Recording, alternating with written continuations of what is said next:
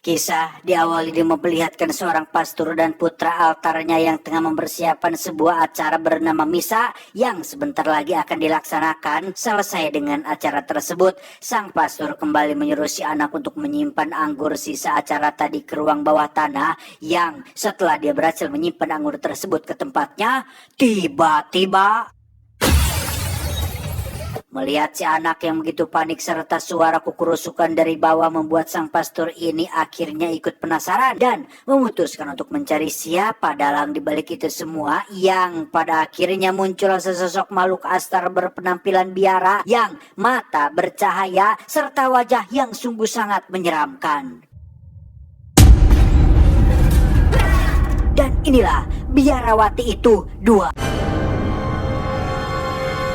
Selanjutnya kisah akan berfokus pada seorang suster cantik di film The Nun pertama bernama Irene. Ini rarainya, di mana dia memiliki seorang sahabat dekat di dalam biara yang bernama Suster Debra. Berbeda dengan Irene, Debra merupakan sosok suster yang bermasalah, sering membuat keributan ditambah dengan dirinya yang tak ingin melakukan pengakuan dosa, sehingga kredibilitasnya sebagai seorang suster pun mulai dipertanyakan. Sister Debra?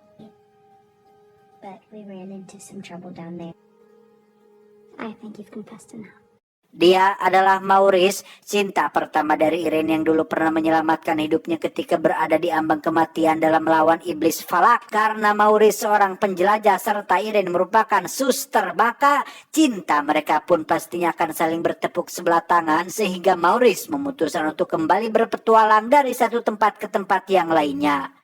Kali ini Maurice memutuskan untuk menetap di salah satu asrama yang sebagai seorang marbot karena memiliki tujuan untuk memacari salah satu guru di asrama tersebut. Dan dengan ketampanan Maurice, si guru yang bernama Kate pun lantas jatuh hati padanya, sehingga mereka berdua selalu menyempatkan waktu untuk saling tegur sapa meski dalam kondisi yang sangat sibuk sekalipun. Hard at work already?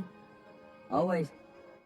Kate merupakan seorang janda, memiliki anak perempuan bernama Sophie. Ini rarainya, yang meskipun dia anak seorang guru, namun dirinya tak lepas dari yang namanya bullying dari 3 orang berandalan yang selalu merusak hari-hari indahnya di asrama. Proposing to your boyfriend, little Sophie.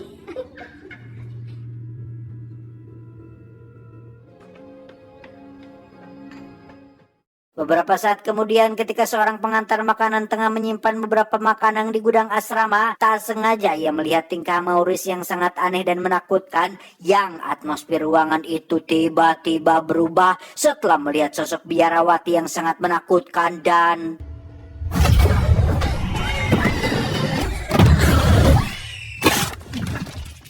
kembali ke suster Irene yang tengah tertidur, ia dihampiri oleh Maurice yang datang ke dalam mimpinya untuk meminta sebuah pertolongan. Esoknya, Irene benar-benar kedatangan tamu, yang tamu itu berasal dari Vatikan, memintanya untuk pergi melakukan investigasi sebuah pola kematian mengarah pada iblis falak yang diyakini masih hidup dan akan benar-benar menjadi sebuah ancaman bagi umat manusia jika tidak segera dihentikan.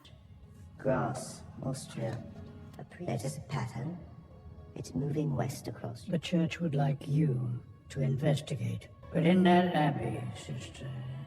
Meski sudah menolak dengan keras pasca traumanya di Sainkarta, namun pada akhirnya ia tetap berangkat melakukan investigasi dengan ditemani oleh Suster Debra yang ingin mencari jati diri dan sebuah keajaiban di lapangan. And becomes the blood of Christ because we believe. Why, the entire convent of nuns died facing this. Di waktu istirahat, Sophie dijebak oleh 3 murid berandalan dengan memasuki kapel yang sangat dilarang untuk dimasuki oleh si kepala sekolah. Yang di sana 3 anak itu menyuruh Sophie untuk melakukan permainan saling tatap dengan setan, yang jika dia berpaling saat saling menatap, maka si setan akan ngajirim dalam bentuk kambing dan membunuhnya. Yang ketika Sophie sadar jika itu merupakan sebuah jebakan, tiba-tiba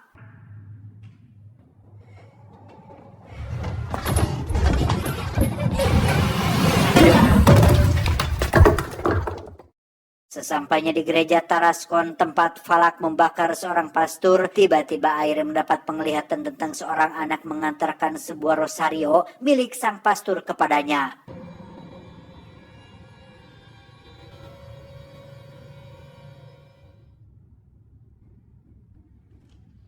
Irene menanyakan tentang siapa saja orang yang tinggal di gereja pada waktu kejadian. Sang suster pun menjelaskan jika di sana ada seorang anak altar dan seorang tukang yang biasa menjelajah dunia bernama Frenchy. Yang mendengar hal itu, Irene lantas menyadari jika kejadian tersebut mulai masuk akal. Maurice lah yang menjadi wadah bagi Palak untuk terus menebarkan teror dan menuntunnya ke beberapa tempat untuk melakukan pembunuhan.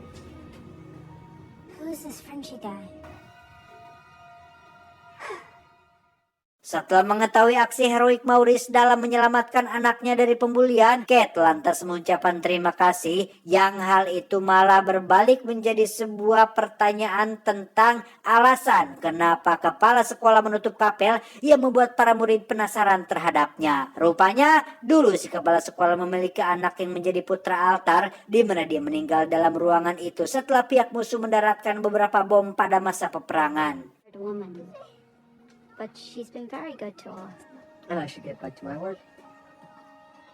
Setelah mendapatkan amanat untuk tidak memata-matai ibunya lagi, Sophie tak sengaja melihat Maurice menjadi aneh setelah mengusir beberapa gagak yang mendekatinya, serta mendapatkan panggilan dari sang ibu yang baru saja pergi meninggalkannya. Namun ketika dia terus mengikuti panggilan dari ibunya sampai ke lantai atas, tiba-tiba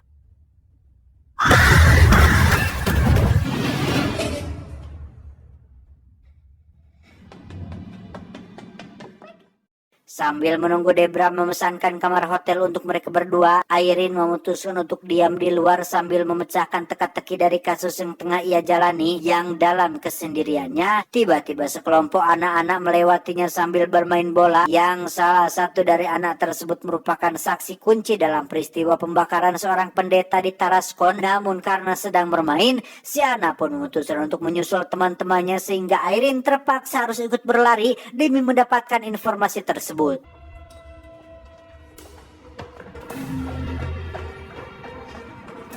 Bak sebuah halusinasi, sekelompok anak tadi langsung menghilang dan hanya menyisakan salah satu dari mereka yang menuntun Irene ke suatu tempat yang setelah berlari cukup jauh, sampailah dia di suatu tempat yang dipenuhi dengan puluhan majalah yang tiba-tiba satu persatu halaman dari majalah itu mulai terbuka dan membuat satu gambar yang sudah tidak asing di matanya. Dan ketika ada sesuatu yang membuat Irene teralihkan dari majalah itu, tiba-tiba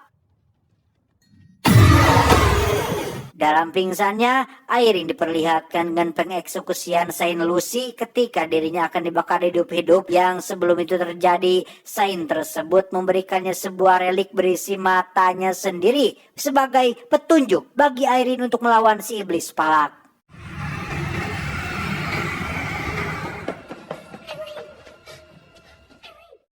Di malam yang sama ketika kepala sekolah tengah berdoa untuk anaknya yang sudah mati, tiba-tiba dia mendengar suara aneh dari dalam kapel yang ternyata itu adalah Maurice yang sedang mematung tepat di depan pintu kapel tersebut. Maurice. I don't know.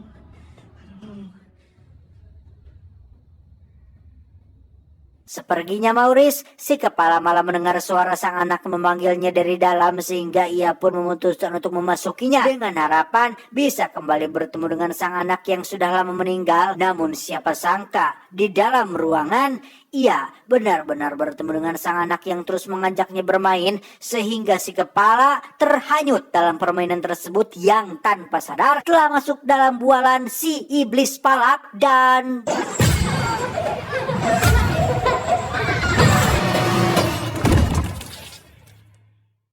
paginya, Kate yang melihat jika pintu kapel telah terbuka pun langsung membuatnya penasaran, di mana ia lantas memasukinya dan menemukan tubuh sang kepala tergeletak tak bernyawa.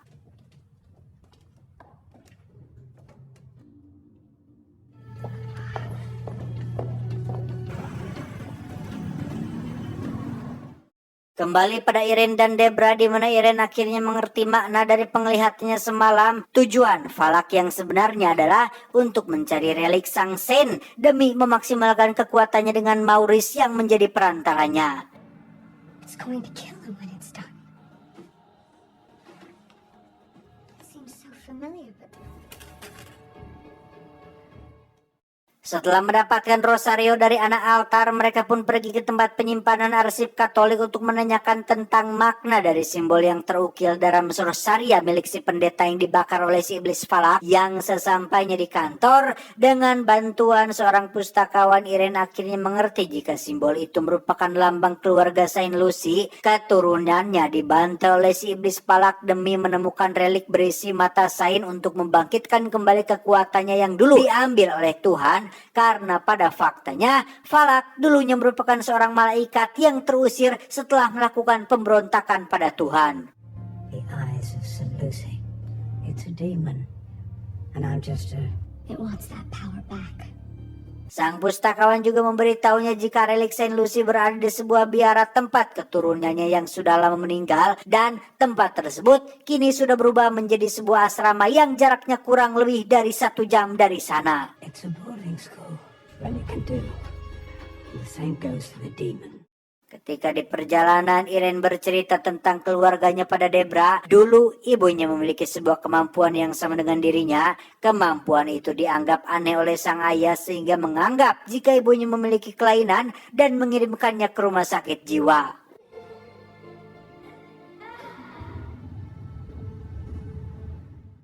Sementara itu, Maurice, Kate, dan Sophie tengah menikmati malam sambil berdansa. Ketika waktu semakin malam, Maurice mendadak oleng yang disertai dengan kemunculan gambar salib di balik lehernya, yang ketika dia melihat sebuah lukisan palak terpampang di dinding, tiba-tiba dalam pelariannya, dia kembali bertemu dengan suster Irene dan menjelaskan jika iblis falak telah kembali. Irene yang lebih paham tentang situasinya pun memintanya untuk menjauhi Kate dan Sophie dengan mengatakan jika iblis falak berada dalam dirinya. Yang setelah mendengar hal itu, tiba-tiba Maurice diambil oleh si iblis dan...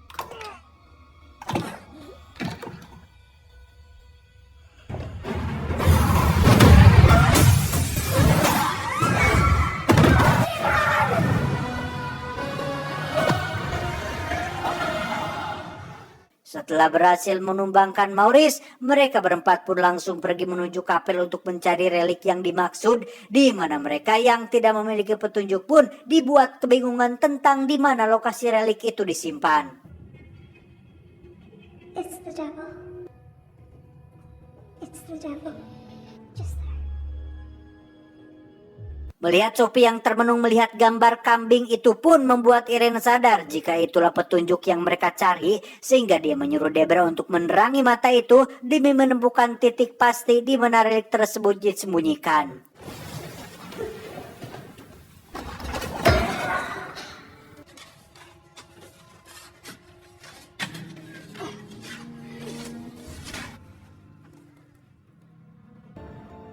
The eyes of Saint Lucy. Sementara itu, para murid yang lain mulai terbangun setelah mendengar suara berisik dari lantai atas, sehingga salah satu dari mereka pun memberanikan diri untuk melihatnya keluar. Ia dikagetkan dengan sosok iblis berbentuk kambing yang siap untuk menampaknya. Yang beruntung, Debra datang tepat waktu dan berhasil menyelamatkannya.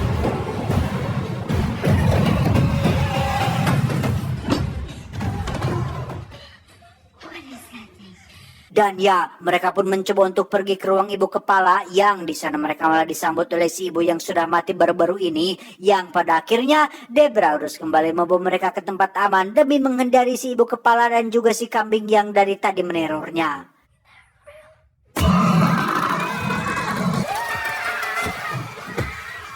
Sophie yang membawa relik itu bersamanya pun membuat dia harus diburu oleh Maurice, sehingga aksi kejar-kejaran pun terjadi di antara mereka berdua.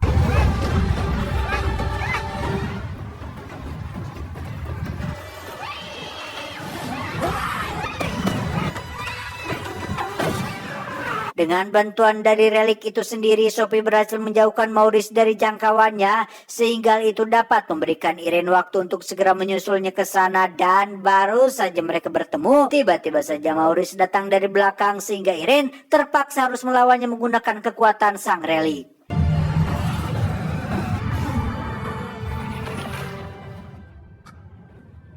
Mengira jika Maurice sudah mati bersama dengan Falak yang sudah dikalahkannya, Irene yang sejatinya sangat menyayangi Maurice pun tak kuat menahan air mata sambil meratapi kepergiannya dan...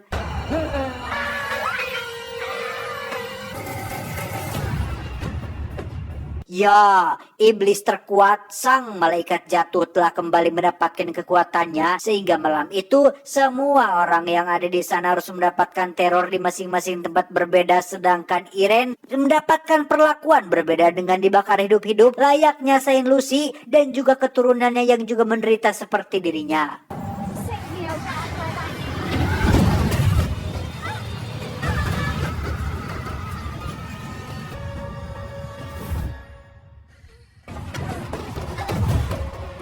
Kembali pada situasi hidup dan mati, Irene akhirnya menyadari jika dirinya merupakan keturunan dari Saint Lucy, sehingga ia langsung mengajak Debra untuk berdoa setelah yakin jika keajaiban Tuhan memang benar-benar ada. Yang setelah doa tersebut telah selesai dilafalkan, tiba-tiba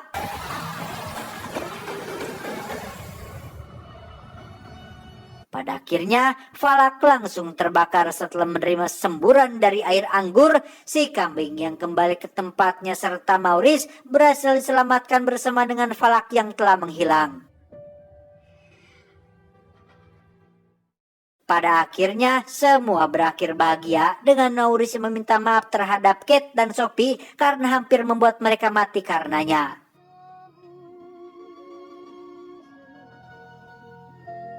Tamat ending yang sangat membagongkan.